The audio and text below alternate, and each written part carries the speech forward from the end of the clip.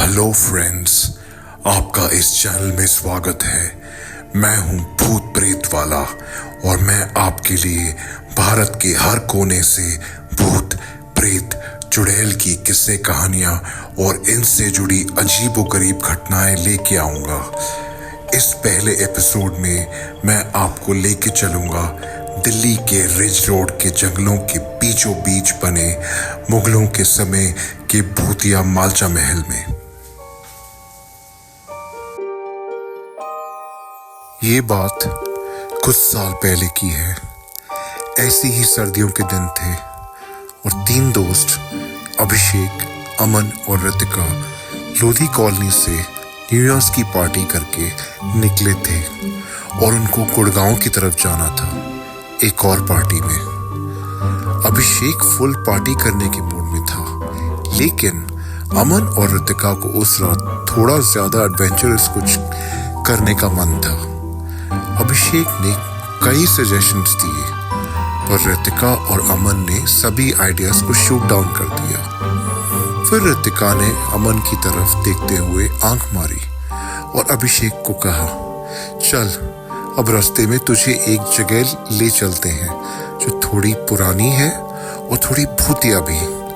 ये जगह है शहर के बीचों बीच दिल्ली रिज के जंगलों में। ये सुन के अमन का चेहरा खिल गया और वो तैयार हो गया और बोला, अरे हाँ भाई, बहुत मस्त जगह है वो। मैंने इंटरनेट में पढ़ा है इसके बारे में और कुछ यूट्यूब पे वीडियोस भी देखे हैं। अमन ने बताया कि चाणक्यपुरी जहाँ खत्म होती है और रिज रोड का जंगल शुरू होता है, वहीं है मेन रोड से कुछ 2-2.5 किलोमीटर अंदर। अभिषेक ये सुन के चौंक गया और पूछा, अच्छा वहां भी ऐसा कुछ है? ऋतिका ने फट से जवाब दिया, हाँ भाई, वहां एक मुगलों के टाइम का महल है जिसका नाम है मालचा महल और उसमें 3 लोगों की फैमिली रहती थी कुछ साल पहले तक। बेगम विलायत महल, उनकी बेटी सकीना महल और बेटा रजा, जो अपने आप को अवध रॉयल फैमिली का बताते थे। और ये तीनों वहां कम से कम 40 साल तक रहे थे और एक एक करके सब खत्म हो गए। ऋतिका ने अभिषेक से कहा, चल वहां चल, बाकी की कहानी वहीं बताऊंगी तुझे।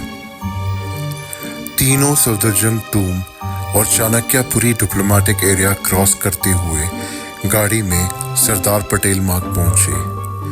ठीक जहां सरदार पटेल मार्ग शुरू होता है, चाणक्यपुरी वहीं शुरू या खत्म होता है, डिपेंडिंग ऑन आप किस तरफ से आ रहे हो। वहां पहुंच के मालचा महल जाने का रास्ता ढूंढने लगे। जनवरी की सर्दी में कोहरा बहुत ज्यादा था। ऋतिका ने अभिषेक से कहा, तू सीधे चल राष्ट्रपति भवन की तरफ और वहीं रास्ते में जो कट आएगा लेफ्ट साइड में जंगल के अंदर जाने के लिए, उसमें मोड़ लियो। थोड़ी दूर जाते ही अभिषेक को एक पुलिस बैरिकेड दिखाई दिया और ऋतिका ने कहा, हाँ हाँ यही है, यहीं से लेफ्ट को अंदर मोड़ ले गाड़ी को। जैसे ही उन्होंने गाड़ी को अंदर मोड़ा, जंगल और घना और सुनसान हो गया और कोहरा और ज्यादा बढ़ गया, जिस वजह से उन्हें कुछ नहीं दिखाई दे रहा था। जैसे ही वो लोग कुछ 2 किलोमीटर अंदर गए, ऋतिका ने अभिषेक को बोला, ध्यान से चल, आगे दिल्ली अर्थ स्टेशन है और उसी से पहले तुझे राइट साइड में मालचा महल दिखाई देगा। अभिषेक को दिल्ली अर्थ स्टेशन की गेट की लाइट दिखाई दी और उसने उससे करीबन 200 मीटर पहले गाड़ी को रोक ली, जिसके बाद अमन गाड़ी से बाहर निकल के अपने मोबाइल की टॉर्च से कोहरे में मालचा महल को ढूंढने लगा। ऋतिका और अभिषेक गाड़ी से बाहर निकले ही थे और आसपास की जगह का परीक्षण कर रहे थे जब उन्हें अमन की आवाज सुनाई दी, यार आ जाओ इधर, इन झाड़ियों के पीछे है वो महल। अभिषेक और ऋतिका गाड़ी के पास से जल्द अमन की ओर बढ़े और दोनों घने झाड़ियों के बीच टॉर्च की रोशनी से महल की तरफ बढ़ने लगे। जैसे ही वो थोड़ा ऊपर पहुंचे, उन्होंने अमन को खड़े हुए देखा और उसने जोर से कहा, guys I present to you Malcha Mahal. और पीछे की तरफ मुड़ा। वो मोबाइल की टॉर्च की रोशनी में अभिषेक और ऋतिका को एक पुराने किले जैसी इमारत दिखाई दी। अभिषेक और ऋतिका ये देखकर दंग रह गए और कहा, वाओ, ये तो सही में है यार यहाँ पर। और अंदर की ओर बढ़ने लगे।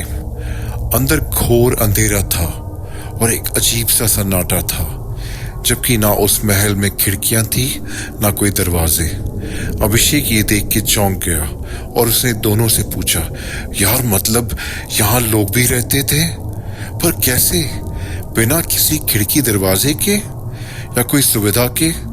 ऋतिका बोली, यही तो चौंकाने वाली बात है कि ये लोग यहाँ ऐसे ही रहे थे और गर्मियों में और जाड़ों में इन्होंने यहाँ न जाने कैसे गुजारा किया होगा। वो तीनों घोर अंधेरे और कोहरे से भरे हुए महल के बैक की तरफ चलते गए और वहां उनको एक डाइनिंग टेबल दिखा जिसमें कुछ कप्स और प्लेट्स थे। उसको देख के तीनों हैरान रह गए और अभिषेक ने फिर पूछा, यार ये तीनों यहाँ रहते कैसे थे और तीनों कहाँ गए और कैसे मरे? ऋतिका ने कहा, कहते हैं बेगम विलायत महल और सकीना महल ने खुदकुशी कर ली थी और रजा हाल ही में कुछ 4-5 साल पहले गुजरे हैं और उनकी मौत का कारण किसी को नहीं पता। ये सुन के अभिषेक शॉक हो गया और उसके मन में थोड़ा डर बैठ गया और थोड़ा नर्वस होते हुए उसने कहा, ओ गॉड, यहाँ इतना सब कुछ हुआ है। I need to smoke a cigarette man. और फिर तीनों ने डिसाइड किया कि महल के ऊपर से नज़ारे का मजा लेंगे और साथ साथ सिगरेट भी स्मोक करेंगे। तीनों टूटी हुई सीढ़ियों से ऊपर चढ़ने लगे, मकड़ियों के बड़े बड़े जालों को हटाते हुए। इन जालों को देख के पता चल रहा था कि बहुत दिनों से यहाँ कोई घूमने फिरने भी नहीं आया है। चारों तरफ कोहरा था, पर दिल्ली अर्थ स्टेशन की गेट की लाइट कोहरे को चीरते हुए मालचा महल के एक कोने को रोशन कर रही थी। ये नज़ारा भयानक भी था और सुंदर भी। ये देख के अमन भी काफी एक्साइट हो गया और उसने कहा, गाइस ये जगह तो फाड़ है यार और मेरे एक्सपेक्टेशन से काफी ऊपर है। फिर बातें करते करते तीनों स्मोक करने लगे। महल की छत। अभिषेक और ऋतिका बातें करते हुए यही बात डिस्कस कर रहे थे कि कितनी मुश्किल से यहाँ लोग रहे होंगे और न जाने 40 साल कैसे गुजारे होंगे। अमन ने बीच में दोनों को टोकते हुए बोला, यार ठंड कुछ ज्यादा हो रही है, मैं नीचे जाके किसी कोने में सुसु करके आता हूँ। अभिषेक और ऋतिका थोड़ा हंसे और ऋतिका बोली, चल जा और जल्दी वापस आ और जरा देख के जा, कहीं गिर मत जाइयो। अमन जिस सीढ़ियों के रास्ते तीनों ऊपर आए थे उसी रास्ते से नीचे जाने लगा और उसने अपनी टॉर्च की रोशनी में एक बड़ी सी मकड़ी देखी। वो जालों में से टंग रही थी और उसको देख के थोड़ा जल्दी नीचे भागा। नीचे जाके उसने सोचा कि महल के बैक साइड में डाइनिंग टेबल के पीछे वाले एरिया में अपना काम करके वापस लौट जाएगा। महल के अंधेरे में उसने टॉर्च को डाइनिंग टेबल पे रखा और अपना जिप खोल के जंगल की ओर खड़े होके सुसु करने लगा। अंधेरा, ठंड और कोहरा तीनों बढ़ रहे थे और अचानक वो किसी चीज को देख के दंग रह गया। उसको महल के बैक साइड के जंगल में पेड़ों के बीच खड़ी हुई एक बुढ़िया औरत दिखाई दी, जिसका कद काफी लंबा था और उसकी बिल्ली जैसी आंखें रात के अंधेरे में चमक रही थी। वो पहले तो दूसरी तरफ को मुड़ी हुई थी, पर फिर अचानक अमन ने देखा कि वो थोड़ा सा महल की तरफ मुड़ी और उसी को देख रही थी।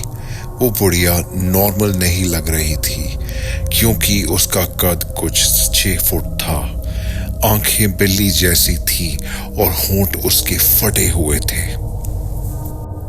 ये देख के अमन की हवा निकल गई और वो जल्दी से जिप ऊपर करके छत की ओर भागने के लिए मुड़ा, जब उसको महल की एंट्रेंस पे वही बुढ़िया आती हुई दिखाई दी।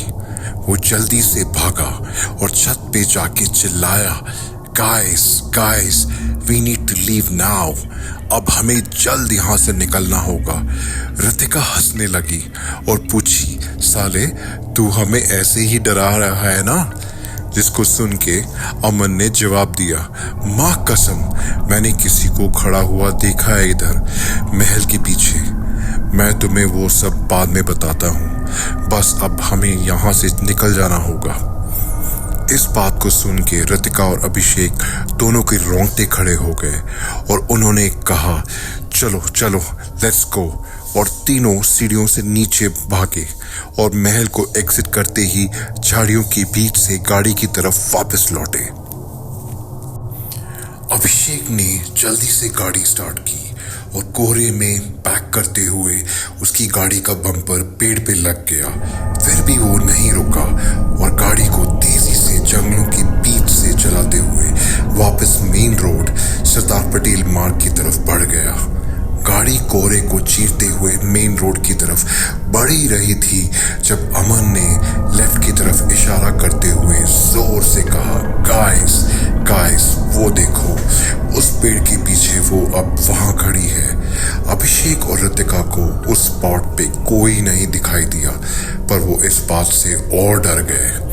अभिषेक गाड़ी को तेजी से चलाते हुए मेन रोड पे ले आया। फिर उसने सीधे गुड़गांव की तरफ गाड़ी मोड़ दी। रितिका ने डरे हुए अमन से पूछा कि क्या देखा उसने, और अमन ने जब उनको बताया उस बुढ़िया के बारे में, दोनों शॉक हो गए और उनके दिल में एक अजीब सा खौफ बैठ गया।